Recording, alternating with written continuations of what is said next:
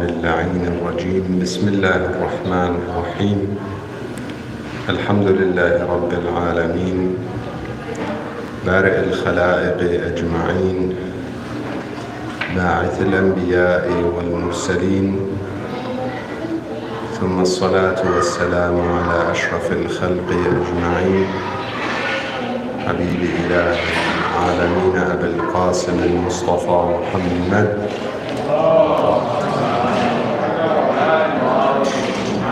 وعلى آل بيته الطيبين الطاهرين المعصومين المنتجبين، سيما بقية الله روحي وأرواح العالمين له الفداء.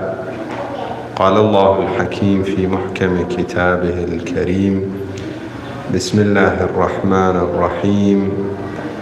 والأرض بعد ذلك دحاها. آمنا بالله، صدق الله العلي العظيم. اللهم صل على محمد وآل محمد وعجل فرجه. مؤمنين ومؤمنات, brothers and sisters, Assalamu alaikum wa rahmatullahi wa barakatuh. The 25th of Dhul Qa'dah marks the day of Dahwul Ard, according to the riwayat, which literally means the spreading of the earth. However, what exactly happened on that day for Allah subhanahu wa ta'ala to refer to in the Holy Quran, as He describes the stages of the creation in Surah Al-Nazi'at. Surah Al-Nazi'at begins or has a good portion describing the creation of the earth and the stages of the creation of the earth, when Allah subhanahu wa ta'ala says, أَأَنْتُمْ أَشَدُّ خَلْقًا أَمِ السَّمَاءُ بَنَاهَا. Then He describes the creation of the heavens, that are you better in the creation or the one who created the heavens, as-sama. In fact, Allah subhanahu wa ta'ala in another ayah, He says that the creation of the heavens is greater, the heavens and the earth is greater than the creation of you as mankind. The greatness of the universe, the vast and in fact infinite, you could say, universe that we're living in, that no matter how much we explore, we realize there's a lot more, to the point that we have not learned much about it. We only realize with more research how little we know about of the universe and how little have we reached. أَأَنْتُمْ أَشَدُّ خَلْقًا أَمِ السَّمَاءُ بَنَاهَا. Then He describes that part of the creation of the heavens. Eventually He comes to the point where He describes the creation of the earth, or a specific stage in the creation of the earth. وَأَغْطَشَ لَيْلَهَا وَأَخْرَجَ ضُحَاهَا وَالْأَرْضَ بَعْدَ ذَلِكَ دَحَاهَا. Eventually He describes this event of Dahwul Ard. Now, we have some a'mal on the day of the Dahwul Ard, or the evening of Dahwul Ard, prayers and supplications and so on. Nonetheless, the references in the Quran to this event and to the heavens and to the earth make us, or in fact urge us, to reflect on the creation of the earth. Oftentimes Allah subhanahu wa ta'ala tells us to walk on earth, asiru fil ard, travel and learn. Imam Ali alayhi salam, he has a poem. There's a poem that is suggested to be one of his poetry, the poems of the Imams, the poetry of the Imams, salawatullah wa salamu alayh, in which he also encourages us to travel, as it also helps us learn and expand in our knowledge of the universe, of earth, of people, of cultures, of civilizations. He says there are several benefits, or some important benefits in traveling. Safir ففي الأسفار خمس فوائد, to the rest of the poem of the Imam, salawatullah wa salamu alayh. Quran oftentimes encourages us to travel on earth and learn. فَسِيرُوا فِي مَنَاكِبِهَا وَكُلُوا مِنْ رِزْقِهِ. Allah subhanahu wa ta'ala urges us to look into the earth, research it, walk the earth, travel the earth. Describes stages of the creation of the earth. Tonight I want us to reflect on the importance of preservation and protection of the environment according to Islam, according to the Holy Quran and the Hadith, and in general our teachings, Islamic teachings. Where do we stand with respect to the environment, preservation of earth, preservation of natural resources? As Muslims, where do we stand? Does Islam have anything to say about it? If so, what does it tell us? What is the extent to which we should be concerned about preserving and protecting the environment? These talks that are, out there, or debates of different wings of different governments in today's world and different organizations, there are talks and discussions about the significance of, for instance, minimizing certain toxins that we may be releasing into the environment and its effects, or trying to clean even not just the oceans and the waste that we throw into it, but also clean the ozone, or try and protect the ozone, and how there's there are some gases that if we are producing or we are releasing into the air, they're affecting the ozone and so on. Where do we stand when it comes to these talks as Muslims? Should we be concerned, or how concerned should we be, and so on? Very brief, inshallah, I'll speak tonight, and if there are any suggestions, questions, or any discussions anyone wants to bring about, I would prefer for it to be a dialogue, but I'll just give a brief introduction in terms of our Islamic literature. When it comes to the Holy Quran, there is an ayah in the Holy Quran that describes the Ibad al-Rahman, the servants of the merciful. Allah subhanahu wa ta'ala has all the beautiful attributes. One of His most beautiful attributes is His mercy, and He speaks of His mercy often in the Holy Quran. In fact, the first ayah, very first ayah of the entire Quran, which is the first ayah of Fatihatul Kitab, the opening, begins with introducing Him through His mercy. Bismillah ar-Rahman ar-Rahim. He is the merciful. Two aspects of the mercy of Allah subhanahu wa ta'ala, ar-Rahman and ar-Rahim. He introduces Himself with that. And therefore, His mercy, earlier we were speaking, in fact, even in Surah Yasin, The revelation is the revelation of the Aziz, the Mighty, and Ar-Rahim, Tanzeel al-Aziz Ar-Rahim, because guidance is through the mercy of Allah subhanahu wa ta'ala. His mercy encompasses everything.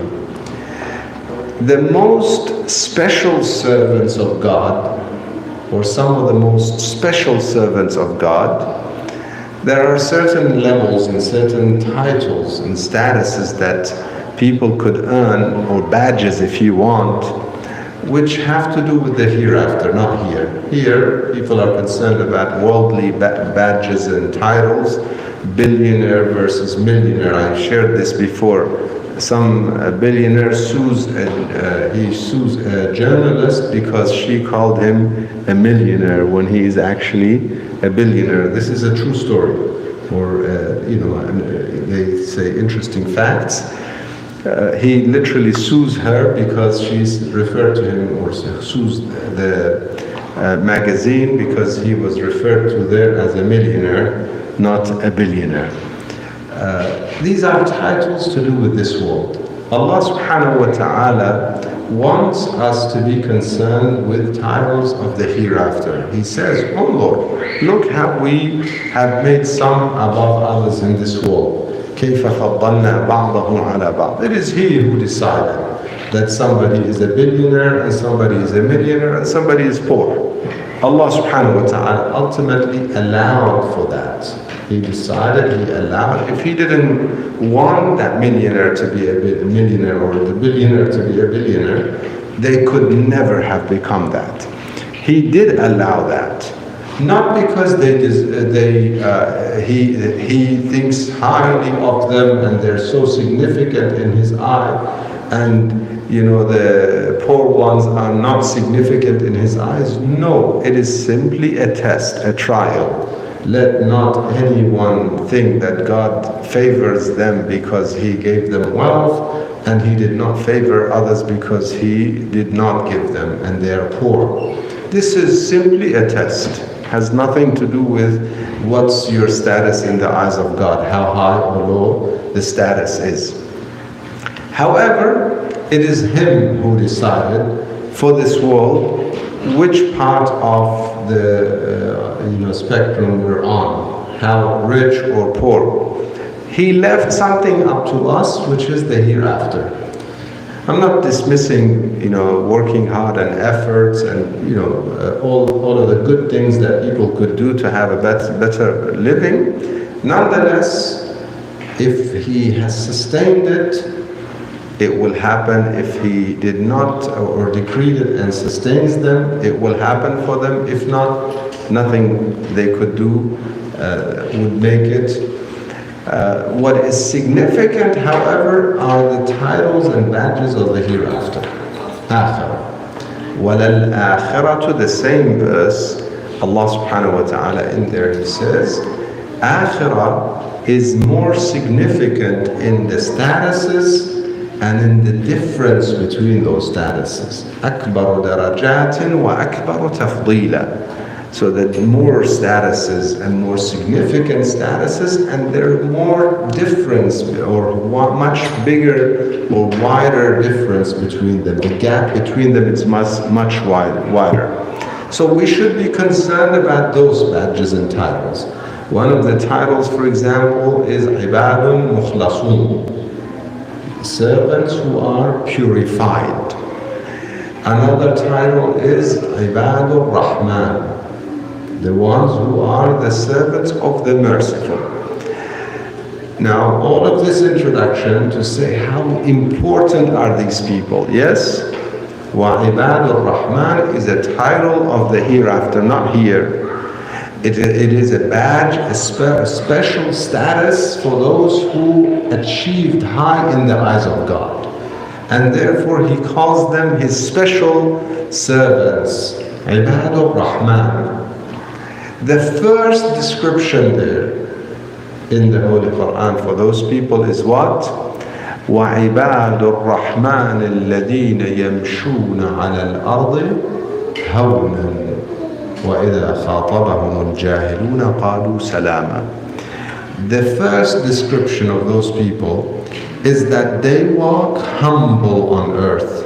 يَمْشُونَ عَلَى الْأَرْضِ هَوْنًا. They walk humble on earth. However, this is the translation. It's way more than that, and that's what I want to focus on briefly, inshallah. يَمْشُونَ عَلَى الْأَرْضِ هَوْنًا is an expression. It's not to say literal, walking on earth. It's not to say that this is exactly what they do. No, it's an expression. يَمْشُونَ عَلَى الْأَرْضِ, they walk on earth. هَوْنًا. Hawn also is shared with the concept of basically someone who's abased. Humility, or in fact very low. Okay, one of the meanings, or one of there are levels and layers in the meanings of the Holy Quran.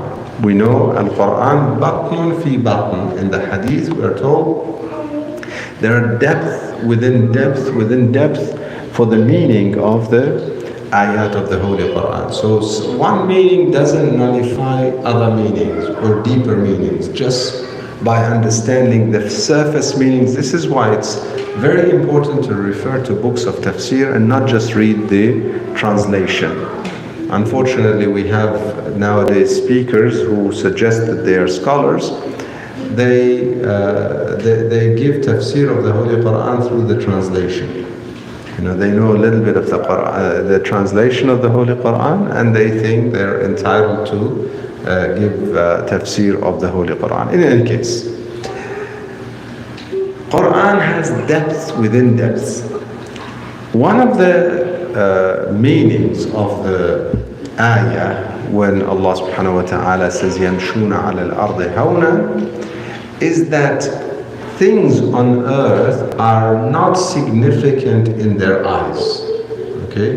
This is part of the meaning humble. Another meaning is that they are easy with their consumption of things on earth. Okay? They're not overly consuming things on earth. Many depths in this ayah. However, if we combine all of the different levels and layers of the meaning of the ayah, we will find that these people are what Quran and Hadith describes as zuhd, asceticism. These people do not care so much for worldly things. They don't consume so much of worldly things. They take it easy with things. Okay, this is again if we want to call it a collective meaning of this يَمْشُونَ عَلَى الْأَرْضِ هَوْنًا. Meaning what? Meaning these people, when it comes to eating, they eat enough not to be hungry, not overindulge and consume so much. They eat even if it comes to, for instance, meat. You know, you have in today's world, you have people who want to become vegan or vegetarian. They don't want to eat any meat. A Muslim is not that extreme, but should not عباد الرحمن الذين يمشون على الأرض هونا should not be over-consuming. In the hadith we are told, don't make your stomachs the graveyard of animals, meaning consume little. You know, in the hadith we are told, don't leave meat for 40 days. Some of our scholars, they say that means we should only consume meat once every 40 days. Put the two hadith together. One says, don't make your stomach a graveyard of animals. And the other says, don't leave meat for 40 days, for more than 40 days. So they say, okay, that means once every 40 days is what's best, because that way we are consuming less. Now, whether it's once every 40 days or once a week, or even twice a week, but it doesn't have to be every day, and it shouldn't be so much of it. the way the society is acting in a way that we have to now mass produce the meat, and therefore we have to have animals, basically the farms that are producing meat are all industrialized, feeding animals all sorts of things. We change farms into, corn farms, trees and stuff are gone, corn farms feed these animals in order to feed the nation meat, because they have to eat so much meat. Thank God in the last few years they have they've done studies and research, and they've realized that the average American is consuming less meat, which is a great thing. Now perhaps this is a result of a lot of people going vegetarian or vegan. Again, I say, as Muslims, we don't have to go to that extreme. Neither should we go to the other extreme, where meat is the main part of the main dish in everyday consumption, or even lunch, breakfast, lunch, and dinner. Some people, that's how they live their lives. Neither of those should be the way Muslims are. This is an example. Okay, not just, this is not the discussion of Ibadur Rahman or all the description of Ibadur Rahman. Comes to consumption of food, they consume little. Comes to consumption of meat, they do realize that killing those animals by nature is not a good thing. You might be so shocked or surprised when I say that. Islam does not encourage those shedding blood, even of cattle or animals that are halal to eat. By nature is not a good thing. Therefore, Allah subhanahu wa ta'ala puts rules for us to slaughter that animal, including the respectful manner through which we should slaughter, which is what we call halal. It has the respect to the animal. It has rules. Do not slaughter an animal in front of another animal. Okay, don't make them all freak out. It has rules in terms of giving it water before slaughtering it, treating it well, using a very sharp knife and cutting the veins in a way that does not affect the nervous system, so that they don't have the pain. They shed the blood and die peacefully, saying the name of God, all of those things. In other words, yes, you're allowed to consume this, okay, in the name of God, thanking God for making it available to you. But don't overdo it either, and don't kill animals if you don't want to consume them. It's haram actually to do that. In Islam, hunting for the sake of fun and just killing the animals, if it's not for the sake, for a need, for consumption, is not allowed. Some people go hunting just for the sake of it. No, if you out to consume, okay, understood. However, if not, it's not allowed. This is an example. يَمْشُونَ عَلَى الْأَرْضِ هَوْنًا. This is one aspect. Another aspect, their consumption of water. We have a hadith that somebody took water from a river and had some of it in a container, had some of it and threw the rest. One of the Imams of Ahlul Bayt, if I'm not mistaken, it was Imam Sadiq alayhi salam, but one of the Imams of Ahlul Bayt, Allahumma salli ala Muhammad wa ala Muhammad, witnessing that, he said, why did you waste that water? It could have been water for some tree. You didn't need it. You could have given it to some tree. Grow some, tree or some vegetables or something. Give it as water to some animal. Don't just throw it. Okay. In other words, even water should not be wasted. Unfortunately, there was a video somebody sent, which I really appreciated, and I shared it with some family members, that somebody was displaying how much water we waste making wudu. So he did his wudu using a pot. He ran the water and performed his wudu without closing the tap throughout the wudu. And then he displayed how many jugs of water that actually accumulated. It became 3-4 jugs of water. Okay, the tap is running, and then he put a pot under and did the same thing with turning the water off between every wash. You fill your hand, you wash your face. Why do you have to have the water running throughout the time? Okay, turn it off. You fill your hand, you wash your right hand. You need to fill twice, you do that and then turn it off and wash your right hand properly. You're done washing your right hand, now you open the tap, get some water for your left hand. This is how a Muslim should perform their wudu. Their ghusl, same thing. You wash yourself, make ghusl. Take it easy with the water.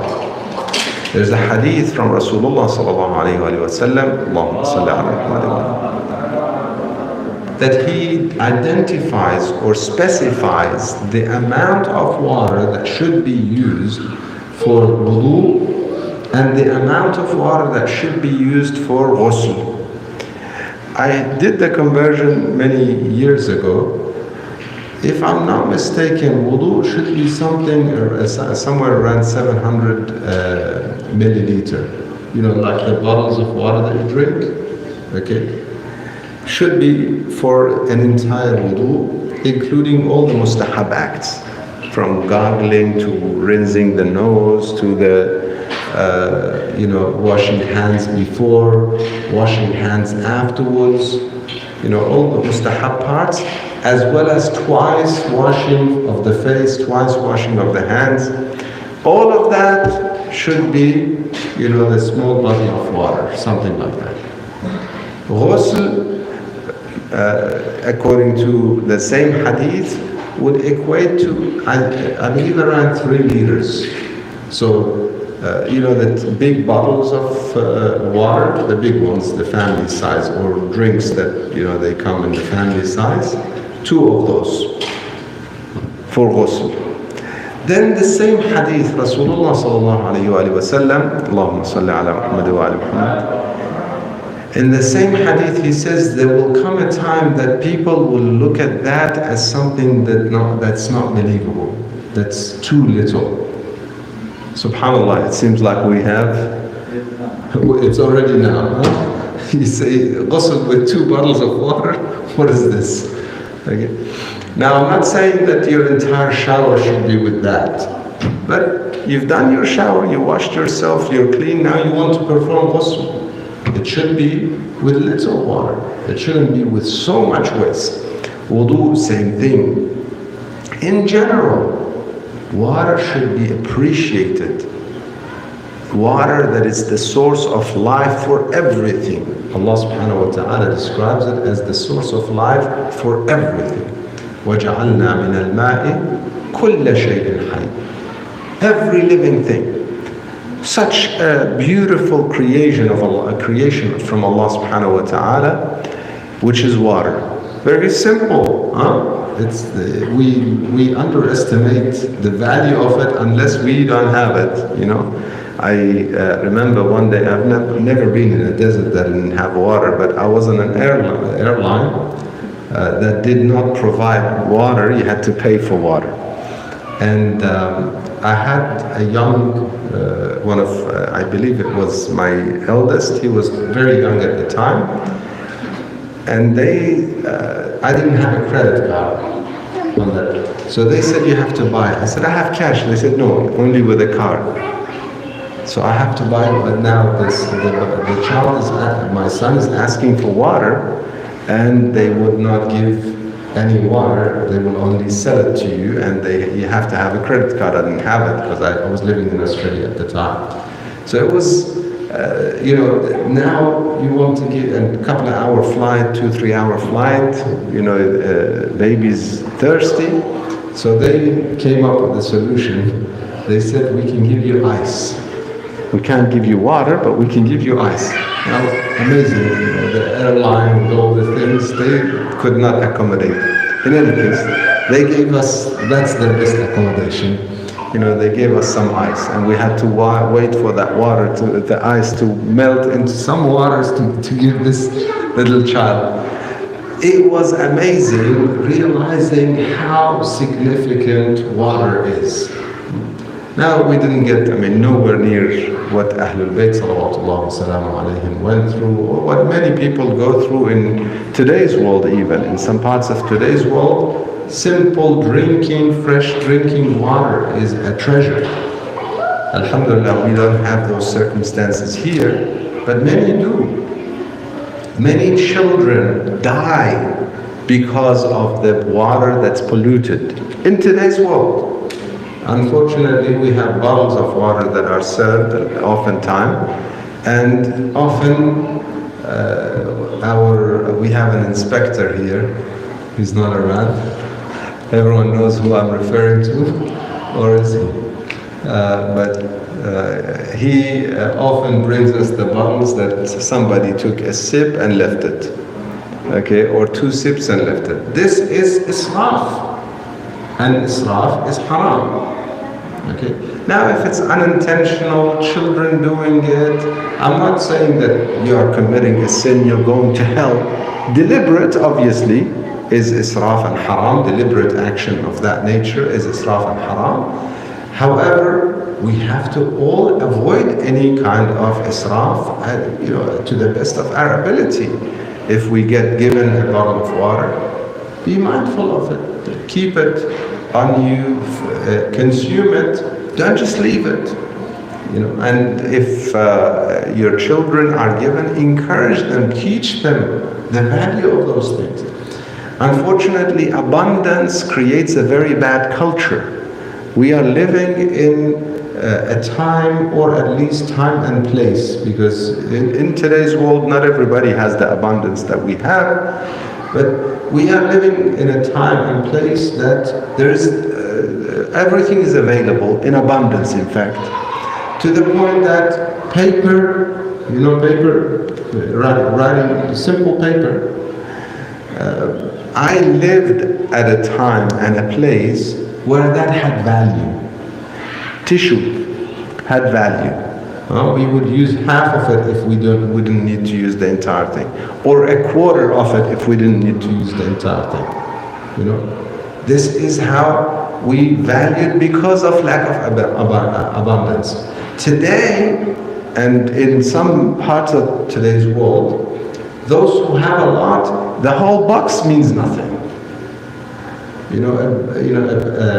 A whole packet of A4 papers means nothing. It gets, some of it used, the rest is garbage. There's so much consumption and so much wastage, overconsumption, israf and tabdil, and wastage. This is the opposite of a Muslim, and this is far from the title, وَعِبَادُ الرَّحْمَنِ الَّذِينَ يَمْشُونَ عَلَى الْأَرْضِ هَوْنًا. Easy. Be humble. Be mindful of this earth. Don't destroy. This is one of the meanings, in fact, I wanted to mention earlier. One of the meanings is when you walk on earth, walk gently. Hawnan, meaning gently. One of the meanings means don't destroy things. And it's not to say literally by walking destroying things. It's an expression to say, God gave you this beautiful world, beautiful environment, beautiful, for instance, Florida, you look at it, it's beautiful, it's green and water everywhere, beautiful. Now, with human beings, what do? They come and destroy. Trees, we take them down. Any trees that we can, we take them down. Thank God we have a government that has some rules, has some limitations and some rules. If you take down some trees, you have to plant some trees. Thank God we have that. Because in some parts of the world, they take the trees and they destroy the entire environment, and they don't even look behind. Unfortunately, they don't realize what they're doing. Eventually, a country that was once called the, green, as Sawad, now you look at it, it's a desert.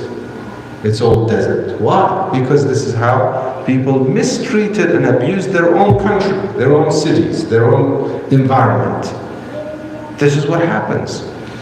As Muslims, we should be pioneers and the best in preserving nature and preserving our environment, not destroying, rather beautifying. The last ayah I want to share, and inshallah I want to hear from you, is where Allah subhanahu wa ta'ala says He is the one who created you from earth, and He wants you to develop earth. وَاسْتَعْمَرَكُمْ Umran is to beautify, to develop it and beautify it. Okay? When you say a place is Amir, a city is Amira, it means it's green, it's developed, it's beautiful, structure-wise, nature-wise, everything. Human beings should be beautifying their environment. What God has given you, you take it and make it even more beautiful. Not that God lacks, He left some parts for us. It's not, for instance, I'll give you an example just so that we're clear on this. He created mankind beautiful. Yes, we all agree? He created us. He says that the insan, Allah subhanahu wa ta'ala, He did what we call taswiyah, meaning beautifully balanced insan. Everything is beautiful and balanced. Okay? Why do we then have to trim our hair and shave and do all those things and trim our nails? And He left that to you, so that it's a distinction between those who maintain themselves and those who, live like animals, okay, and worse than animals. He left some parts for insan as part of the test, part of the trial in this world. So He beautified nature, and He left some parts for you and I to make more beautiful. Okay, so we take the weeds and grow flowers, grow beautiful flowers and trees and so on, and fruits and vegetables. Not to destroy that, not to use and abuse, rather to beautify. This should be the role of a believer, to beautify their nature, to make their environment beautiful, preserve what God has given us, and even make it more beautiful, inshallah. This is the meaning of Ibadur Rahman, inshallah. One of the descriptions of Ibadur Rahman, one of the qualities of Ibadur Rahman, inshallah, we're amongst them. If you have any comments or questions. My introduction was a little longer than what I wanted, yes. I want to thank you for the reminder, because sometimes we look and we see all the waste going on around you, and you go, what's the difference? By leaving the water running, everybody else is leaving their water running all the time. Your reminder is that I'm responsible for what I do on this earth, it's not what the majority of people. Ahsantum. Very good point. No matter how people are around us, that should not deter us from doing the right thing. This is what Quran tells us. You take care of your part. لا يضركم من ضل إذا اهتديتم. If the rest of the world are part of this consumerist society and wasting and destroying, my role is to do my part. If everybody turns the water fully up and let it run and wastes it, my role as a believer is to do the right thing. And also part of our role is to remind one another. So if I'm making wudu and somebody is wasting water, as a Muslim I have a duty, a responsibility. But I have to be also careful and make sure I say it in a way that's effective, because the responsibility is there if it's going to be effective. So if I'm going to speak to somebody, I have to speak gently, kind, in a way that is going to be effective and make them perhaps change positively and so on. So we have a responsibility that we do ourselves, and we have a responsibility to remind others as well. But yes, very true, no matter how people are, I do my part regardless. I remind, but also I make sure I do my part and don't become affected or influenced by the environment in a way that I stop caring. Thank you for that comment. Anyone else? Any comments or questions? Yes. Go ahead, Saeed. Thank you so much, inshallah. No. I think I have seen and I've heard a lot of churches and communities that have community gardens. And I think as Muslims, I think we should be the first ones to consider that. Alhamdulillah, we have been given an amazing land here in the front and the back. I would be willing to come together, inshallah, with the help of brothers and sisters, inshallah, we can set up small, probably a day of an acre or a small site. Yes. A small box maybe. Yeah. Where the intention is not to really, of course, benefit from it, but not to celebrate it, but really bring kids together so that they can do their very hands-on plant seeds, see them grow, and every Saturday we come and some more to them. Yes. So I think something small, not for big, but maybe we can do a small box, maybe small, garden. We can do planting of Ahsan. different Excellent idea. Thank you for that idea. It actually has a lot of benefits in terms of education, most importantly, which is our aim and the aim of the founders and organizers in this institution, to educate, Islamic education. And part of our Islamic education is to learn how we should care for the environment, plant and grow things, not just consume.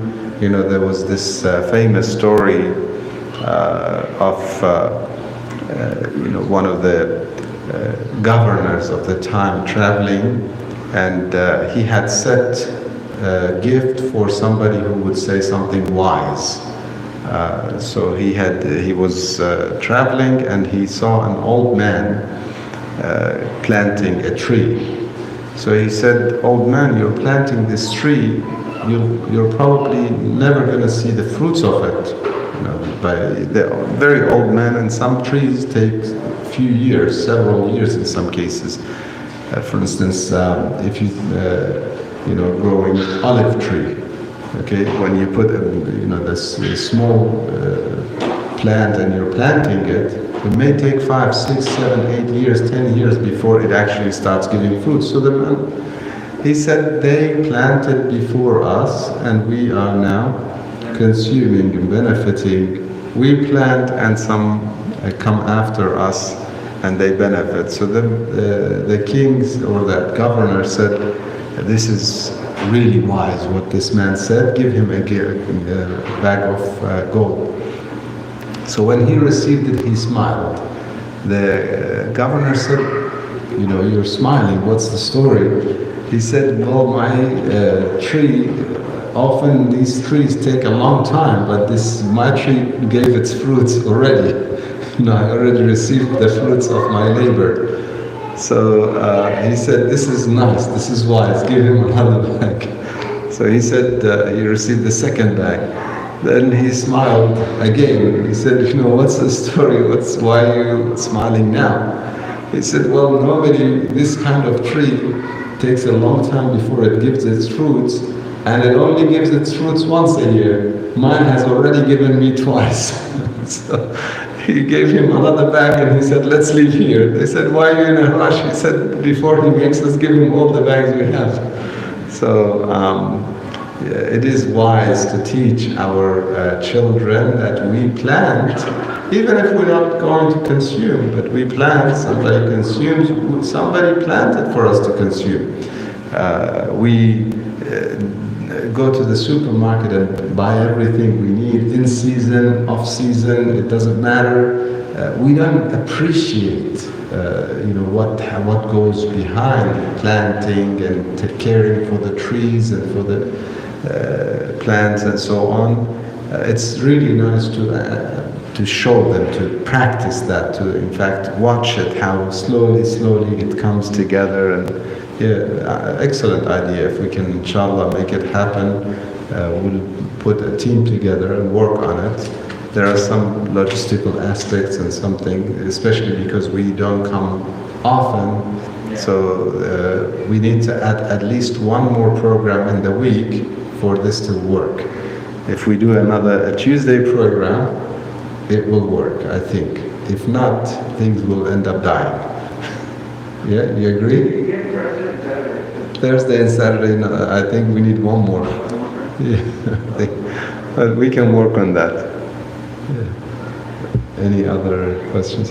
Yes. There was a story about the inspector who was looking That's what he does, he collects the water problem. Okay, yeah.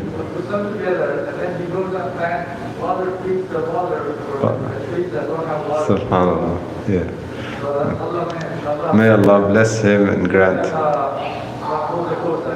Inshallah, he will have that, inshallah, and he'll do shafa'ah for us through the shafa'ah of his grandfather, inshallah.